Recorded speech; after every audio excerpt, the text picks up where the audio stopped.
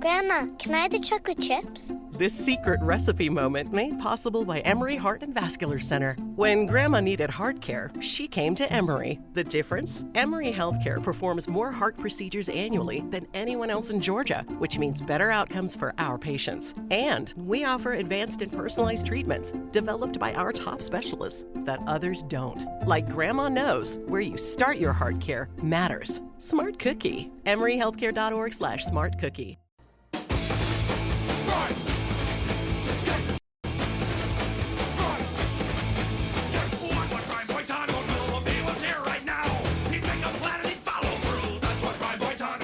Hello everybody and welcome to this month's extended free preview of our What a Cartoon Movie episode all about South Park, bigger, longer, and uncut. I am one of your hosts, Bob Mackey, no relation to the giant-headed man in this movie who is here with me today. Hey, it's Henry Gilbert and I am full of Bic, which is Latin for generosity. And you'll hear many facts like that in our over 5-hour podcast about this movie. I dare say this podcast is bigger, longer, and uncut, but we actually do a lot of editing on these. Actually, our editors do. I'm not taking the credit for all that.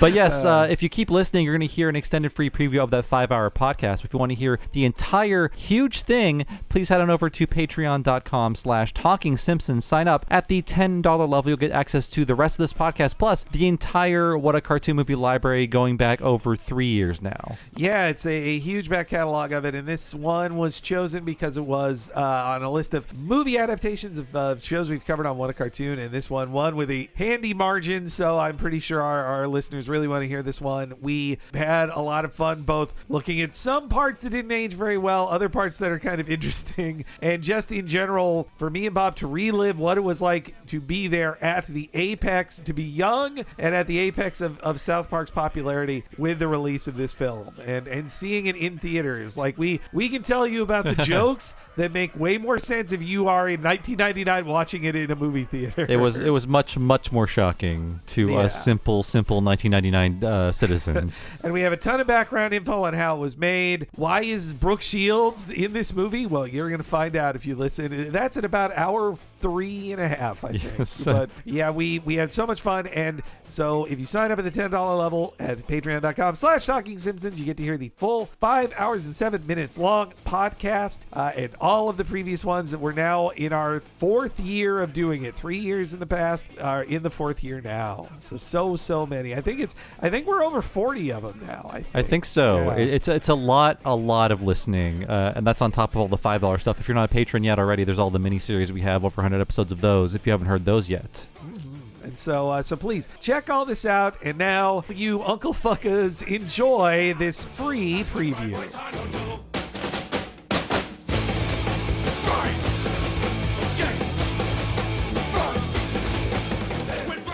This had the interesting thing of coming right at the peak. And also it did kind of like, in its own way, change the show, because after it was done, Matt and Trey said they don't want the show to be this anymore. They completely changed the show. Like, that's rewatching this, I was like, hey, wait, where's Butters? Where's this character? Where's that character? Yeah, this was really before South Park was the topic show. Mm-hmm. That would really grow in the 2000s. In the early stage of South Park, we talked about this on our South Park podcast, but it was very much like Simpsons inspired, where no, it's about a town and these characters. How many of these season 1 characters are just missing now? Like, yeah. Where are the Mayors? Where are the Bar Bradys? We all know what happened to Chef, but the cast was culled so severely, and big new characters came along to reinvent the show. Like, I remember in season 4 or 5, they killed off the bus driver lady, and they just joked about, like, yeah, she hadn't even appeared on the show in a while, but we figured people might care if she died. Like, so we do that. But yeah, so I'm going to pick up where Bob left off in that Christmas 2020 podcast. If you want to hear all about the spirit of Christmas, how Matt and Trey got their start, their struggles in Hollywood that eventually led to like overnight success after 3 or 4 years trying to make it in Hollywood. But yeah, so South Park has debuted, a massive hit, bigger than everybody expected it would be, breaking ratings records every week. Like, it seriously felt like this in its first 6 episodes, that it was like, this is the biggest ratings on Comedy Central ever. Next week, the biggest ratings on cable that week. Next week, the biggest ratings on cable ever. Yeah. The next week, the biggest ratings, it beat network shows. Like, And as Comedy Central nerds, we were, this killed the Comedy Central we loved as kids. Unfortunately. Unfortunately. Yeah, I won't repeat too many things I said on that podcast, but it was so interesting to see just how it took off by withholding content, because they made 6. They aired 6 in like 2 months. Everybody wanted more. So there was a new episode once a month for 3 months, and each successive episode would be the highest rated thing on Comedy Central ever, because we just wanted more of that little fat boy. The cursing fat boy. Where is he? So I believe their original deal was like for 6 episodes, and then they had an option to extend the contract. And if you watch that 6th episode, as I just did recently, the joke is about how they figure their show is about to be canceled. Yeah, it's called Death. It's called Death. It is a proto version of the movie because it's the first Terrence and Phillip episode. The mothers, led by Sheila Broflovsky, get offended by it, and they successfully get Cartoon Central to cancel the show and stop airing it. And they have jokes about like, oh, dirty shows like this, they last like 6 episodes and get canceled. But by the time the episode aired, it was the total opposite. Mm-hmm. It was the biggest thing. No, you're totally right about that. They reused some of the plot from Death, and watching this movie for the first time in 99 made me think, these guys, if they like an idea, they'll use it more than once. Yep, yeah. In a very Mike Myers-y way. Which they've done the last 25 years. Again, it's very funny to be doing this now because the 25th season of South Park just debuted. Like, that's how fucking old.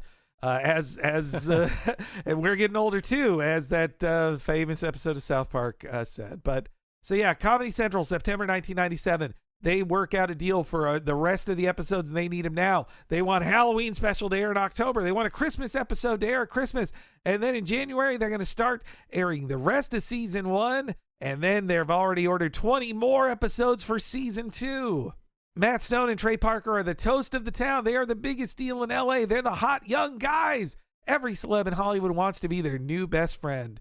And if you look up any interviews with them from 1997 or 98, these are guys who are just like starstruck. They're just like, I'm at every party with every famous person now. I'm getting drunk all of the time. Everything's a party. Every celeb tells me they love me. This is crazy. And also, I mean, they're guys in their late 20s. And how does that not like fuck you up, you know? Yeah. And it's the pre-9/11 good times. Yeah. The booming economy. The last time they like, it's also funny. I found interviews from them in 98 where they say like, yeah, we don't really hate any celebs except Barbra Streisand. We fucking hate her. And then they talk about how she's an out of touch rich person who just owns property in Colorado and talks shit about Colorado. It's like, you guys own a lot of properties now and are richer than Streisand and talk a lot of shit. So, you know, in the grand scheme of things, as far as rich people go, she's pretty harmless, you know? I'd say so. Yeah. But for one thing, when she was talking garbage about Colorado, she wasn't being super transphobic. That's for one thing.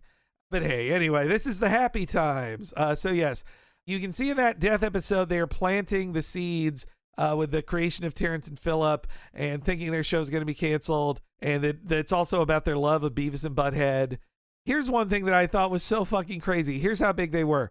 They got to go to the fucking Super Bowl the year after it premiered, like January 98, to watch their team, the Denver Broncos, win the fucking Super Bowl. Like, how much more perfect can your life be at that point? There was no greater time to be from Colorado. But also in the funny timeline of things, they signed on to do the movie Basketball when they thought their show would definitely be canceled after 6 episodes. And so they would later say, like, we shouldn't have done Basketball. Like, it, not just because they think it sucks or whatever, but because they're like, we needed to make South Park and we were filming Basketball at the same time. Yeah, reading interviews from that time period, they were basically saying, and they were smart about it, in that we know this won't last forever. Let's just do as much as we can while people still want us. Yeah, and also everybody's coming to you with giant checks. Like, everybody's like, and on top of that, they had their film Orgasmo, which they finished before South Park debuted, but it's being released after. And so it's like, from the creators of South Park, Orgasmo,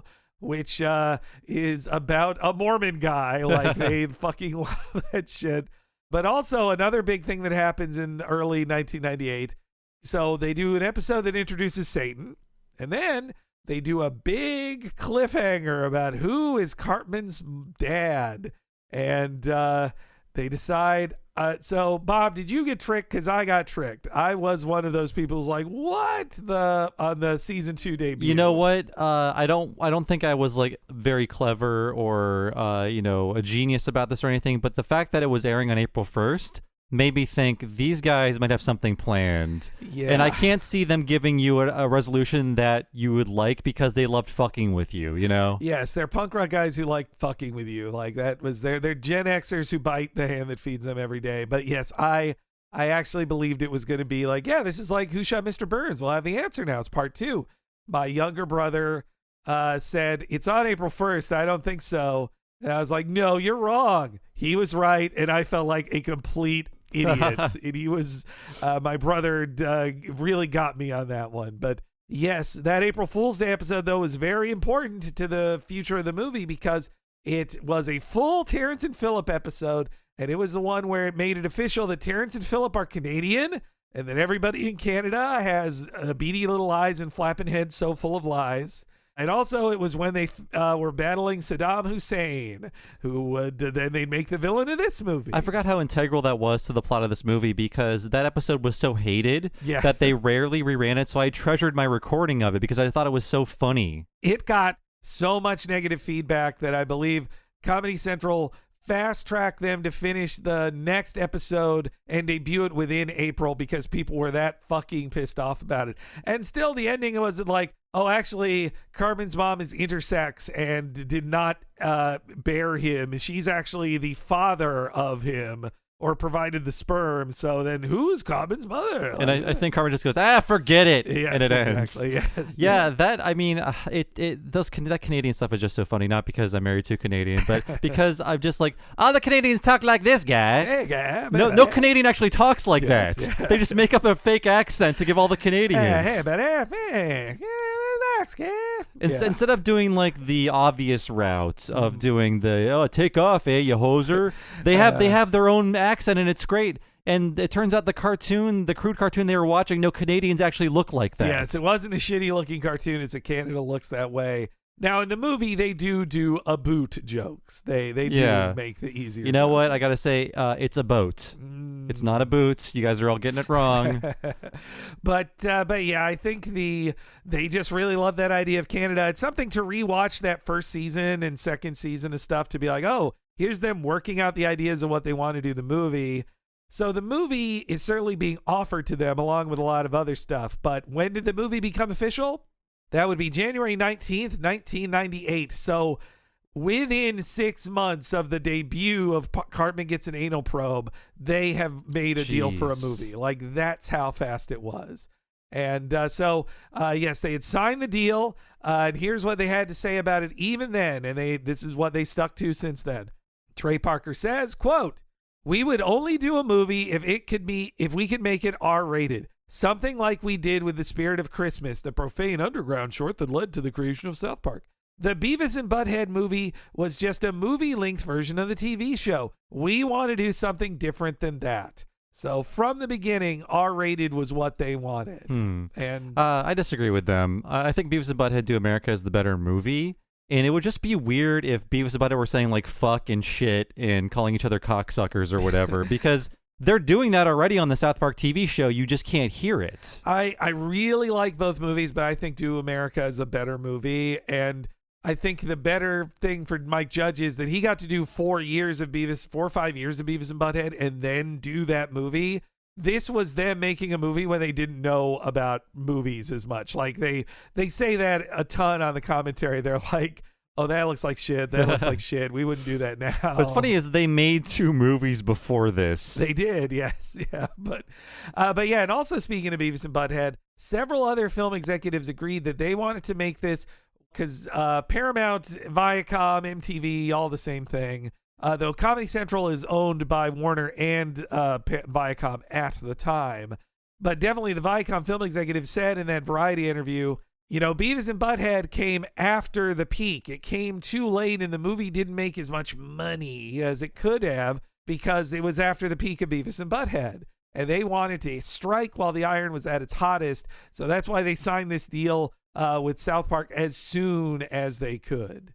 But behind the scenes, despite what was being said in that interview, and that was certainly Trey Parker trying to get ahead of the Paramount execs by making it public, Paramount desperately wanted this to be a PG-13 film. Ooh. They really, really, really wanted it to be that. And I think you are right that if Beavis and Butthead, on their show, they call each other fart knocker or all that stuff.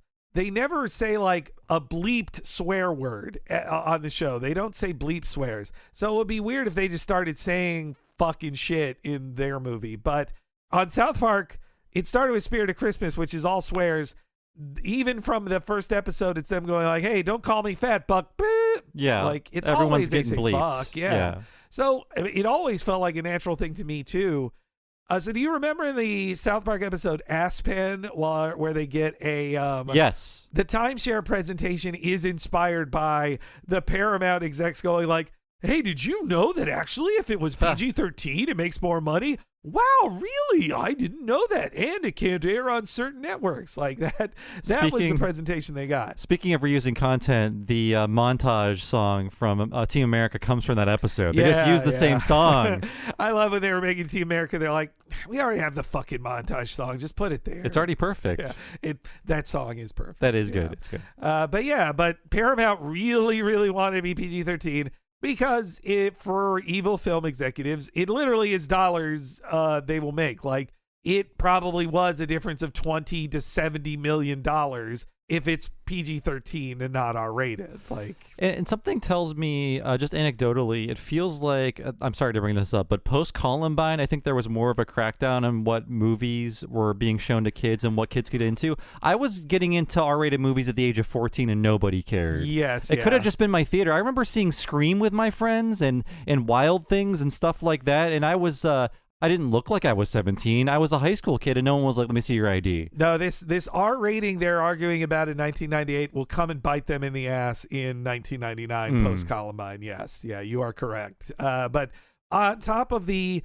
R rating versus PG-13 rating, which the guys were pretty firm on, it was also they didn't know at first if it was going to be Warner or Paramount releasing it because both had by owning Comedy Central, had a 50-50 stake in South Park, which is funny because to this day, Paramount Plus has the movies and HBO Max, the Warner one, has the TV show. There's no South Park guys in Space Jam 2, right? No, okay. There's not. Only Rick and Morty showed up for that. But yeah, so by April 1998, it is finally official. They have made a deal for $15 million to do 2 more seasons of the show. And they're saying at the time, like, I don't know if we'll want to do more after that. But and then on top of that, they make a deal with Viacom to release the film with Paramount. And that they get, and as the guys would say, they were going to get a bunch of money up front to do it, but they would make no money on it afterwards. Like, because Paramount would just use the creative accounting that movies do to say, like, actually, this film never made a profit. But they know that the film cost $18 million or $25 million to make, and it ultimately made more than that in theaters, but they never get that money back.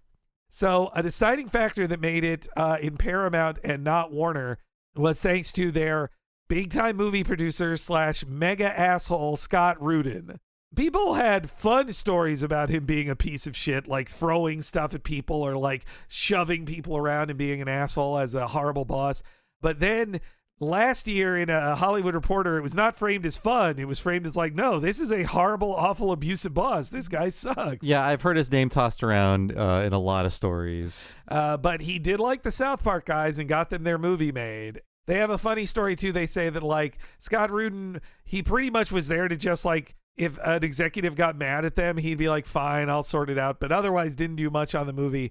They talk about how at their studio making the film, they needed as much space as they could because they're like, every room is being taken.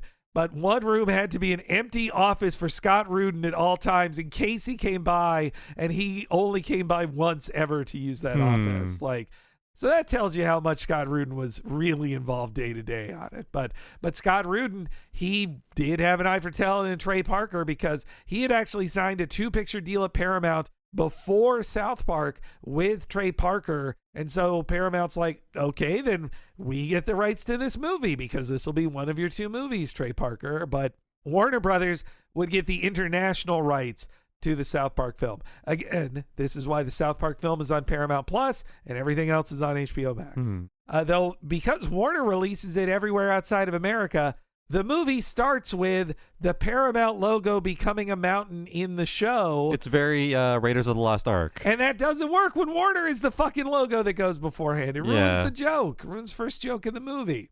So, yes, here's how insane 1998 was for Matt and Trey. So they're making 20 new episodes of South Park. Oh. They're filming Basketball, which will release in July of 1998. It's a giant bomb. Everybody hates it. And though it does coin the term derp, everybody who says derp now, it's because of Basketball. Oh, that's from Basketball. Okay, that would later come up in with Mr. Derp. In the Succubus episode, Mr. Derp, yerp. And then, of course, they hire a bunch of new writers to work on the show. They actually hate season 2. They think it fucking sucks. They say it on the Blu-ray commentary. On top of that, they are making it with Columbia Records, a fucking album, Chef Aid, that they're making with Rick Rubin. Even worse than Sings the Blues. Yeah. It's just a collection of other people's music. Yeah, though the Rancid song that's on that, I like better than any. I mean, it's not a South Park song. It's just a Rancid B-side. But I like that song more than any song on Simpsons Sing the Blues. The best song on the Chef Aid album is the prank song they did directed at the shitty music producer who they hated on the album because the horny song. Yes, that's, you know the one. I think it's the only one I actually thought was funny. And then not only that, a slew of video games. They're working on a bunch of video games. Though the only one that will get out in 1998 for Christmas time is the Nintendo 64 shooter. I remember there was a PC Gamer cover story with a big picture of Cartman. Yeah. And the text was like, oh my God, they made a South Park game. And it was an interview with the two guys saying, we don't want this to be some crappy license game. You're not going to collect keys or whatever. It turned out to be just that. It was dog shit. Yeah. I think that N64 one was the best of the bunch because it was just like, it's a Quake clone. And at least it has like a joke of like, you pee on the snowball and throw it, and you shoot a cow on top of your head, and your head's in a cow's rectum. It was kind of like single player horde mode, where you're just in these arenas, and all of like turkeys or whatever would come in at you. Braveheart turkeys. Yeah. Ugh. No, and that was the best one. Like, did you play the Chef trivia game? That Chef's Love Shack. Yeah, that game sucks. Or shit. South Park Rally. Yeah, there's a cart game, of course. Which, I mean, how do you not make a cart game with Cartman on his Respect My Authority mode and his tricycle? He's a cart man. Yeah, it's perfect for a cart game. This is a side thing, but I saw them present their first Stick of Truth game at San Diego Comic-Con. I was at the panel as press. First off, it was funny because Greg Miller hosted the panel, but he got to say one thing, and then he completely ignored Greg Miller and did not talk to him the entire time, which was funny. And secondly, when they said, we're finally making a good South Park game, and Matt Stone goes like, I'm sorry if you guys liked those South Park games when you were kids, but they sucked shit, and we're finally making a good South Park game. Which those games are good. I do think they're good. Not great, but good. But it's nice to see Ubisoft making something else than their standard kind of game. Though, you know what? It was THQ first, and then Ubisoft just bought it from them. I take it back. Ubisoft didn't even take a chance on it. I take it back. But yeah, so there you go. Season 2, Basketball, Chef Aid, video games, and then a movie that is originally scheduled for spring. They said it was going to be a spring movie when it was announced. It shifted to July. And yes, what was that first trailer? Well, you'll hear it in the break, but the first trailer was The Simpsons fucking did this too. The misdirect of, you think it's crazy CG, right? But actually, it's a flat 2D drawing. Yeah, The Simpsons totally ripped off that trailer. I mean, I'm sure it was just parallel thinking, but it was the exact same idea where it's like, you think they're going to be rendering something amazing, but it's really just a crude character. And then it zooms out and it's Cartman doing his German dance that he did from Chef Aid. And I'll do the German dance for you. It's fun and gay and tra-la-la. That classic. Yeah, and actually the marketing was, I'll get to it later, but the marketing was the biggest problem they had with Paramount, and they fucking hated the marketing department. And I think it started with that trailer that they didn't make anything for it. They reused a clip of Cartman from the show to do it. But yeah, so that was in late 1998 where it had just the trail like in 1999 coming. The South Park movie, which is what everybody calls it. Nobody calls it Bigger, Longer, and Uncut. You just South Park Blue.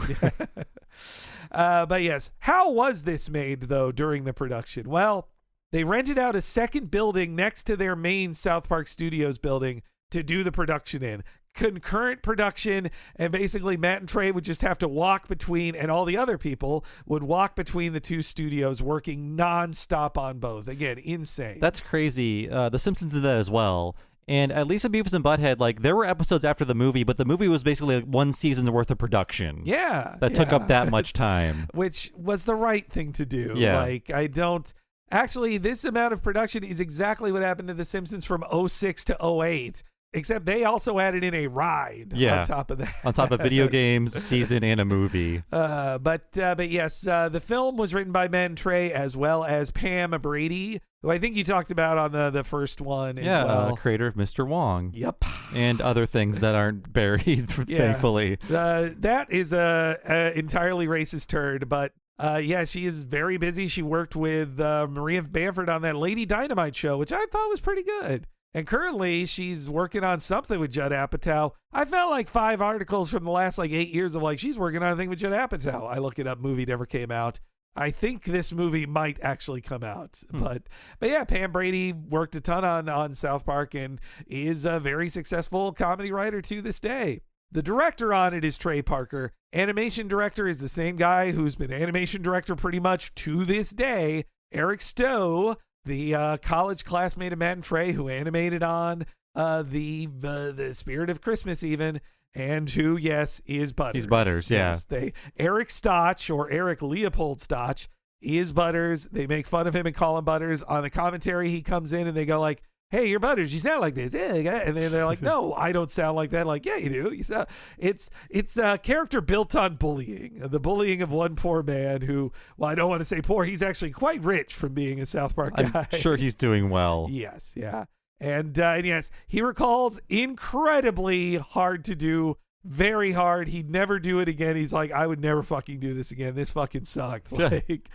Also, one lead animator on it was Ryan Quincy, who would also go on to be animation director, co-animation director with Butters later in the series in 2000 up to 2009. He left in 2009, but has worked on a ton of stuff and says he's still buddies with Matt and Trey. His current show, he's a co-executive producer on the HBO Max show 10-Year-Old Tom. Which I don't know nothing about that, but and storyboard director on the film was Adrian Beard, who also has been working on the show pretty much to this time. I think he was the director of that episode we covered. Oh, it was okay. like one of the few non-Trey Parker directed episodes. Wow. And he's also the voice of Token Black. It still is, I think, to this day. And he jokes with them on the commentary of like, "Yes, I was Token Black because at the time I was the only black guy who worked in the company." But he's still in the company, storyboard director on as well, Adrian Beard. And yeah, they did not outsource this. This was South Park Studios, the same as before, though it does look better than the show looked then. On the commentary, they joke of like, "You know what? We did an entire episode making fun of George Lucas for re-releasing his films. But when I look at this, I want to reanimate every second of this. But I won't. But they wish they did." It does look like a much older production because I think around 2002 or 2003, the animation software got way more sophisticated. They could do a lot more things with it. Not in 1998. They actually, I found, if you want to know exactly the programs used, they used Power Animator on SGI Silicon Graphics machines. And I know that because SGI put out a press release saying, "The South Park movie was made with SGI machines." Within 4 years, by the 5th season, they'd switch over to Maya. That was it, yeah. And they just say on the commentary, like, I can't believe we outsourced this 3D. This looks like shit compared to the show now. Like, but yes, they wanted to work hard on it, having a texture mapping on the characters, though, that it would still look like cardboard cutout characters on the big screen. And it was their first time working in HD and in widescreen, which they also say like, "Yeah, we didn't know how to frame something in widescreen yet in the show. This looks like crap." But also on the show, they were tinkering with it up to the last minute. Like literally there's a couple jokes in the second half I'll bring up that they said like, "That was 2 weeks before it was in theaters. We put that in there." It feels like with this, it would be much easier to change something because, I mean, you're not rendering like Pixar caliber objects, and it's not a 2D thing that needs like so many hands to touch to change it. That's true. I bet it was like in one day it could render this whole film instead of like one day is like rendering 30 seconds of Toy Story. You know? Just Woody's hat. But yes, what was the mindset when working on it? Well, here's a quote from Trey Parker in 2000 about how hard it was.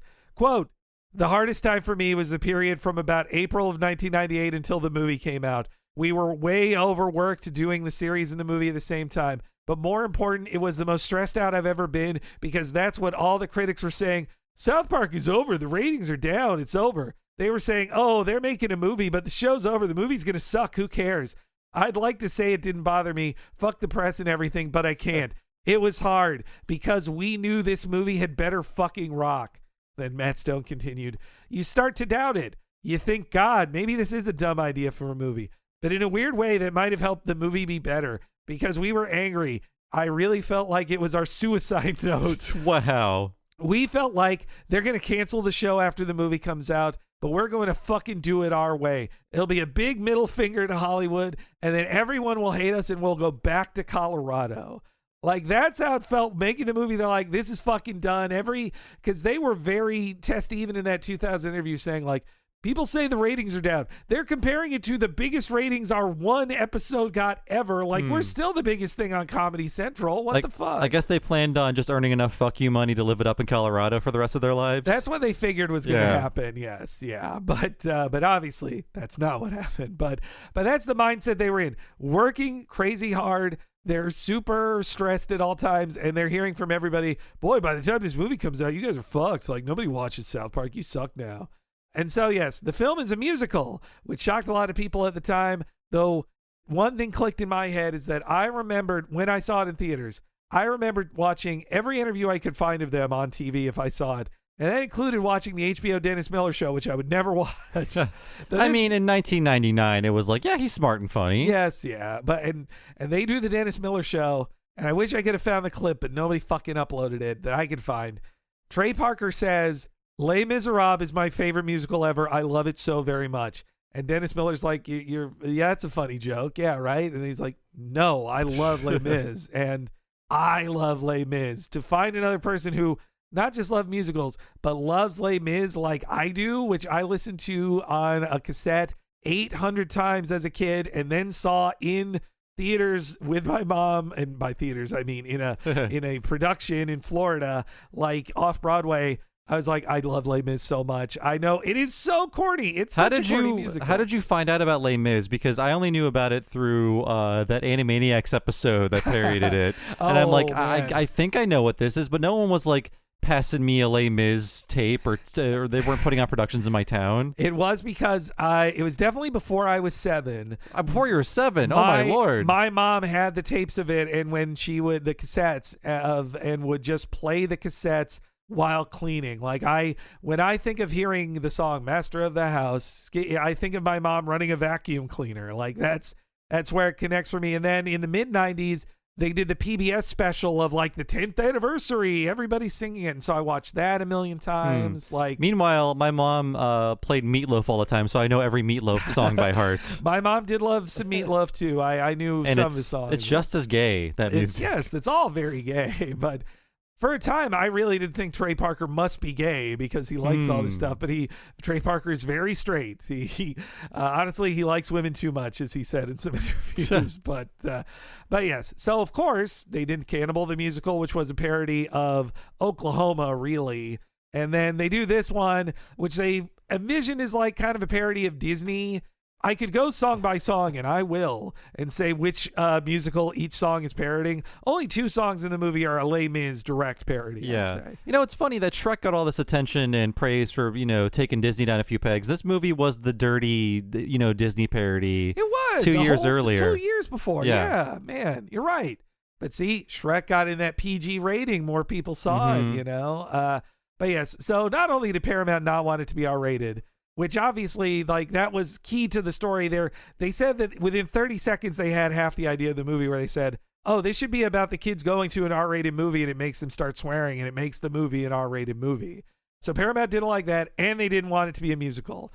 At this time, musicals were not popular. There weren't musicals. Like, this is before Chicago, like 3 years before Chicago. And Orgasmo, they wish they'd have done as a musical, they said. They actually regretted not making it a musical. But so, yes, the music they start working on, Paramount eventually agrees to it, but they try to hide it from as many viewers as possible. You weren't wrong to be surprised that it was a musical. Trey is the lead composer. He writes the songs, but he's partnered with an important person who he says helped make it into an actual like orchestral musical movie. And that man is Mark Shaman. He is like they say, he brought so much Broadway legitimacy to their film, and that he loved working with them too. Like he actually joked in an interview, Mark Shaman is gay, and he joked that Trey Parker is the biggest Les Mis queen he's ever met. Like that, which is funny because Mark Shaman had never seen Les Mis until he was working on this, because he was like, well, shit, now I need to see it. I was looking at music he did for movies, soundtracks he composed, and I recently watched The Addams Family again, the movie. That has a really good soundtrack. Yes. It's not just trying to be Danny Elfman. It's got so many great themes in it that are unique from the TV show. In fact, they don't even play the TV show theme at all in the movie, I don't think. Yeah, no, Shaman does a great job. Like, it's better. I think if they could have got Danny Elfman, it wouldn't have been as good as that, honestly. And also Scott Rudin production, that Addams Family film. That makes sense. No, and Mark Shaman, already a very successful Broadway composer, openly gay. If you see in the movie, there's a very conspicuous man who plays piano for Big Gay Al's big song. That's Mark in there, which he liked it. And he is so close to an EGOT. If it wasn't for one British man who won an Oscar after this film, he'd have an EGOT, because he's got a Grammy, an Emmy, and a Tony. But also Mark Shaman would be familiar to SNL nerds like me and you, because he worked on a lot of SNL stuff. In the Sweeney Sisters, their pianist, that is Mark Shaman. Really? Yep. Okay. Also, every stupid Billy Crystal Oscar song, Oscar, who will win? He wrote that with Billy Crystal.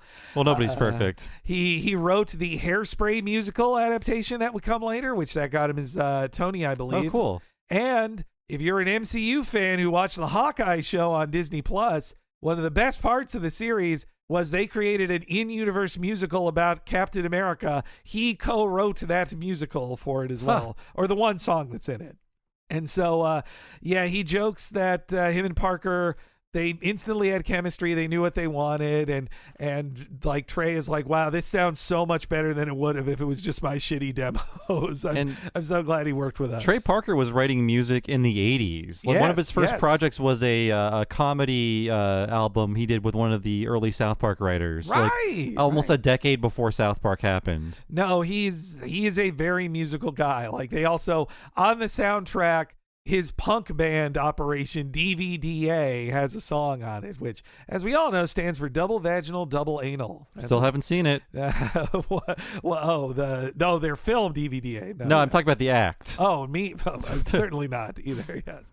Anyway, the cast was Matt and Trey doing their usual voices, as well as Mary Kay Bergman doing virtually every woman in it, and Isaac Hayes as Chef, still doing Chef. And a bunch of stars are cameo roles that I'll note as it happens in the film.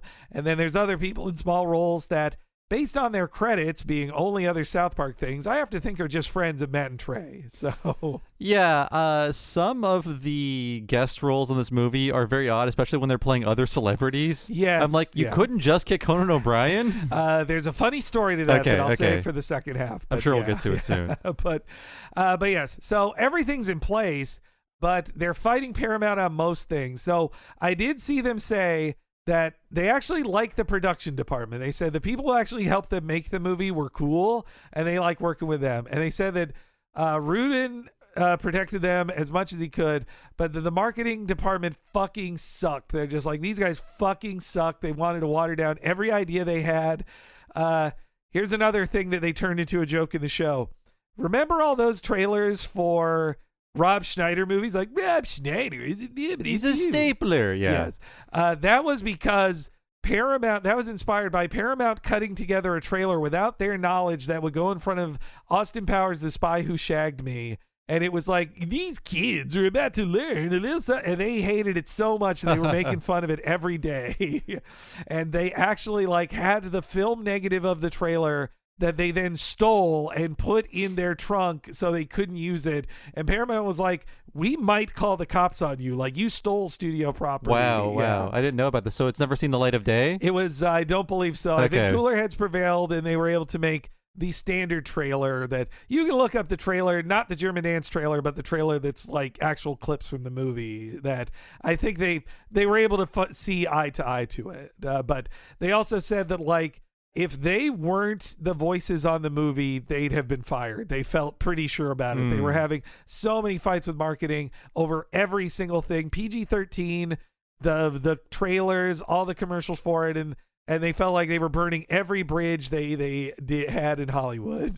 And then they also were told, like, well, once you're done with this movie, you'll never work at Paramount again. Fuck you guys. And they're like, no, fuck you. You know who released Team America in 2004? Yep. Paramount. You know what every South Park movie from now on is going to be on? Paramount Plus. They're living on Paramountain. Yes. With Moonbeam City characters. Moonbeam City and Beavis and Butthead and the cast of Yellowstone. They're all having a good time. All right. But so they've got their problem with Paramount's marketing. But the real problem is the MPAA. And as you identified correctly, Bob, in between starting this film and the release of this film is Columbine. And that it was movies what done it. It was movies that did it, yes, which makes it even funnier that this film is about blaming movies that influence children. Though the film does also agree that, like, yeah, a kid sees a movie and then they say all the shit they hear in the movie. That's what kids do. Yeah. But kids are stupid. They imitate things. But we talked about this a lot in Batman Beyond as well, but the Return of the Joker podcast. But the MPAA had always existed, but the government was getting more and more involved of, like, well, should we have a government deal on this? Should we have a government deal on this? So the MPAA, much like Warner Brothers did with Return of the Joker, they were tightening up way more than they did before because of their fear of being regulated directly by the government. Fortunately, now we know the government would never actually step in and regulate commerce in any possible way. Absolutely not. No. But at the time, there was the fear of it, like, what if Clinton does it? Or Al Gore is definitely going to be the next president, and he'll probably do it. We all know about that wife of his. Which is actually funny. In a 2000 interview, they were saying, like, they were so pissed at the MPAA, and they were like, oh, I would have said, kill me before I let the government edit this stuff. But they said after they worked with the incredibly stupid MPAA, they're like, you know what? Maybe it would have been better if it was just directly the government instead of a business entity doing it. You know, sometimes I think, do we mention Columbine and 9/11 too much on our network? But then I realize so many things were affected by those events that you can't ignore them. Yeah, it influenced everything. If we didn't talk about Columbine, we wouldn't be able to say, like, well, why is this thing not in the movie, or why did the movie get released then? It's like, well, because of Columbine. Like, it's depressing, but it sadly changed everything around it in media. Yeah. We just recorded The Simpsons Treehouse of Horror 12. Why were there no creepy credits? Because of 9/11. Exactly, yeah. So the MPAA battle with Matt and Trey has an interesting lineage that does predate Columbine, but Columbine made it worse. In 98, they're trying to release Orgasmo, and they're told it's NC-17, and they ask the MPAA, well, how do we cut it? What do we cut? And the MPAA says, like, hey, we're not here telling you how to edit your films. It's just a general guideline. And then they just deal with it and go, like, fine, it's NC-17. Their small indie distributor goes, like, we'll just release the NC-17. When they do South Park and are told it's NC-17 in their first submission, they then say, well, what should we cut? And the MPAA is like, yeah, here's everything. Just cut that, change that, change that. And they're like, they realize, oh, it's all about business. It's because Paramount is an actual major company. They actually get guidance, and the MPAA didn't give a fuck about Orgasmos and comparatively. Yeah, I mean, I don't know if it's a good documentary now, but this film is not yet rated. That was about I don't know, almost 20 years ago. It gives you an insight into what that organization was at the time. That's just a YouTube video now. Yeah. But it was I remember liking it at the time. And yeah, now the MPAA, I mean, it does still exist and it does impact media in America, but it doesn't feel like, I mean, Netflix just puts a thing on their fucking, streaming. They don't go to the MPAA. And dicks are swinging around and nobody cares. Yeah, we got dicks all over the place. Unlike the dick in this movie where they're like, hey, you can't see Saddam Hussein's erect penis. That has to be a dildo. It has to be revealed to be a dildo. An eerily realistic one. So what would crime boy Tano do?